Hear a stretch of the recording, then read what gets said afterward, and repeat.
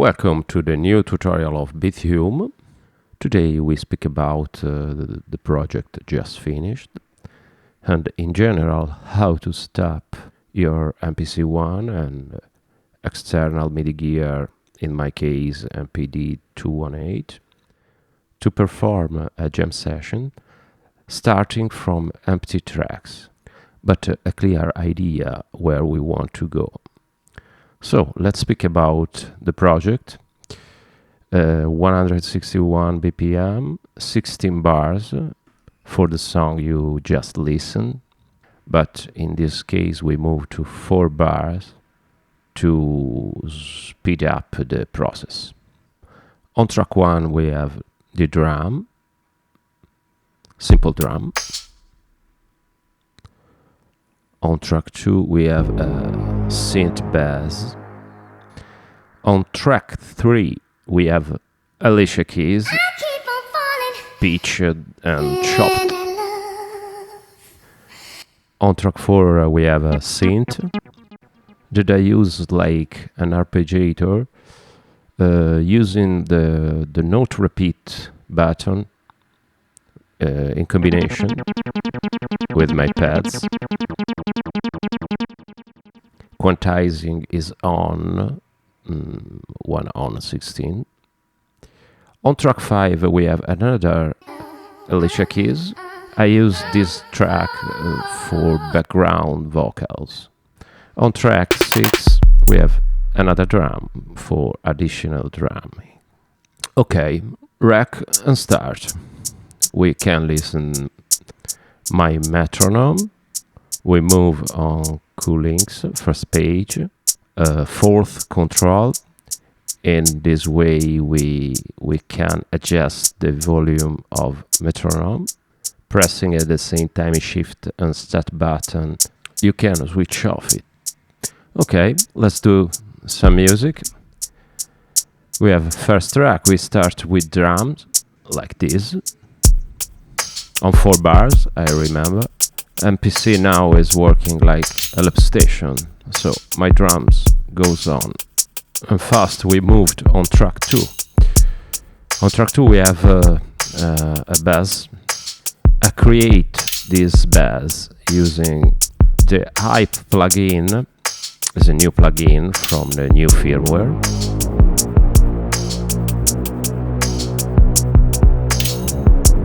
And now we have recorded the bass on track 2. On MPD218 we have the track on the pad. So we have on the pad 1 the drum, and I can stop it when I want. On track 2 the bass, etc. On the 6 controls we have many parameters. On first I set up the cutoff of the synth bass. Pressing program edit we can see in the first macro page the cutoff moving. On second knob I set up the depth or LFO. You can map what parameter you want. This is only an example to express the bass for variation. So move to track 3.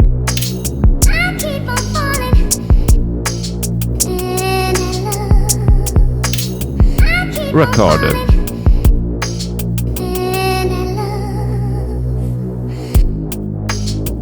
Okay, on track 4 we have the arpeggiator. I create this with Odyssey, a new very cool plugin. I set up note repeat on 16, but you can move as you want. 32, 1 on 8. I prefer on 16. Okay, I can record now.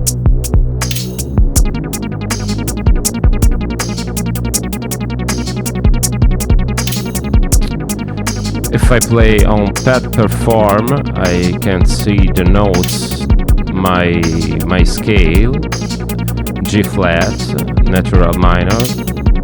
If I move to track number 2, You have obviously the same notes, same scale. It's very easy to avoid mistake in this way with MPC. Okay, in the same way, like the bass, on arpeggiator we can control the cutoff and some other filters to express the sound, to move the sound during your jam. This is very important to add variety. Now it's time to add some vocal background. I use a program similar to the program on track 3. We have Alicia Keys. And track 5 is playing. Now you can jam with your track. So in this moment we have track 1 drums and track 5 vocal background playing. Okay, stop. Now it's time to speak about the configuration of these tracks and how to set up your MIDI gear and activate MIDI learning.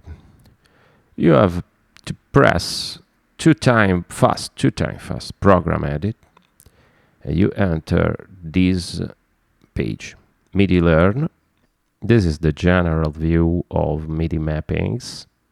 I press the add button to add a new parameter to map track 6, and the mute of track 6 I have to select on source MIDI track. Press. Here you can see all the tracks. We select track 6, press.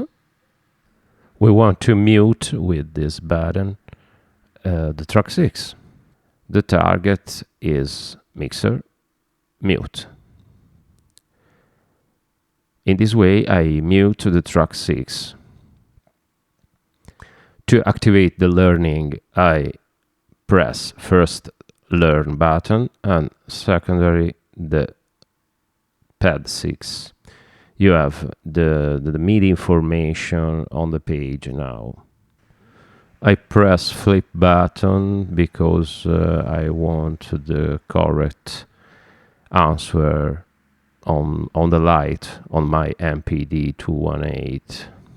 So when the light is on, the track is on. In this way you can replicate the track mute page on your gear, but you can perform on pads on MPC1 without changing page. Let's move to the bass sound because I want to do a new MIDI learn. I want to map this parameter, the cutoff, on this knob. The process is similar. I add a new parameter on source. In this case I select a program. The program that I am searching is the bass plug. I select it. On target we have to find the cutoff. So the target is program and cutoff or other parameter you want to map. Here you can select any parameter you want. There are many possibilities. Now is the time to learn. So I press learn, I move my knob, and it's done. In my project I've done the same thing on track 4 for the arpeggiator parameter. Now I can do something little different. Let's take a look on track 1, drum. I have, okay, press on the I, and I can see the inserts. My inserts are full because I have fourth effect, but I want add other effect, so I can route on sub 1 my drum and go pressing track mix and moving this page on submixes. I select submix 1. This is my drum. Okay. I press the insert page. As you can see, on insert 2 I have touch FX, new touch FX, new effects on the last firmware.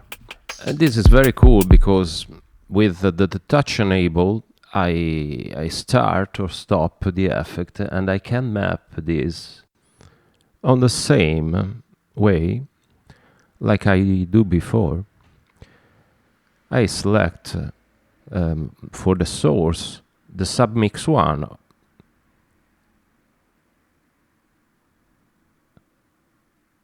and for the target the insert 2, because my effect is on insert 2, and touch enable. So learn, I press the pad. Okay. Now I am in the submix page. I go to touch FX. Okay, I make an error because in this case the flip is wrong. So I can come back to my MIDI map, and I deselect flip. Now I add another mapping, submix 1. The source is effect 3, touch enable, learn. And now on submix 1, touch FX 3, and this is mapped. This is a bit sync filter, a sort of band pass on the bass of the drum. In this way you can move the drum. It's particularly cool on your jam. Beat repeat, filter, pressing one pad.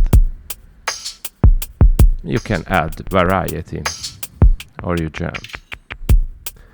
This is only a fast example, but you can create in this way your particular setup with your best effects or idea.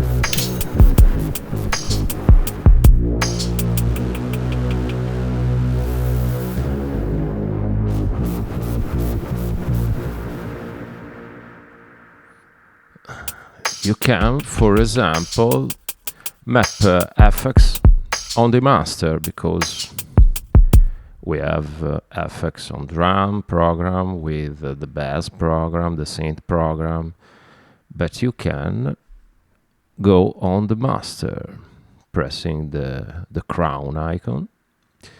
In this case, on the output 1, 2, I set an LP filter.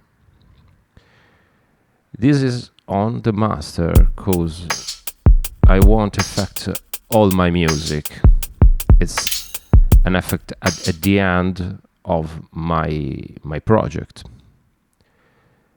So we can map another times.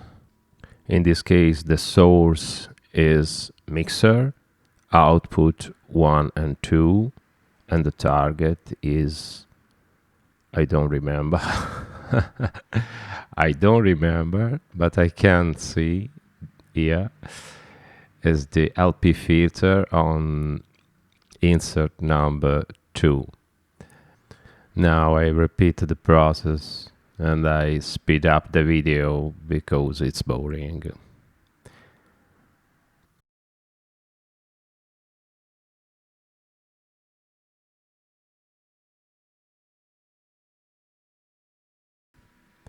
The work is done. We have the filter on the master. Now you are listening only the drum, but I remember the effect is on every track. We reach the jam arrangement that you listen at the start of the video. You can listen the filter on the bass or on the voice.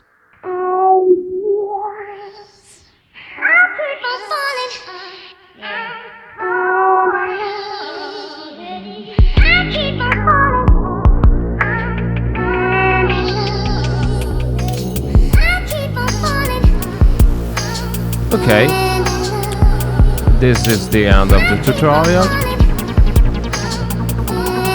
I hope that you like. If you have questions, critics, I don't know, you can post below the video. You can like the video and follow my channel. And see you very soon with another tutorial or jam or video jam. I don't know what I'm going to do. See you next, and ciao.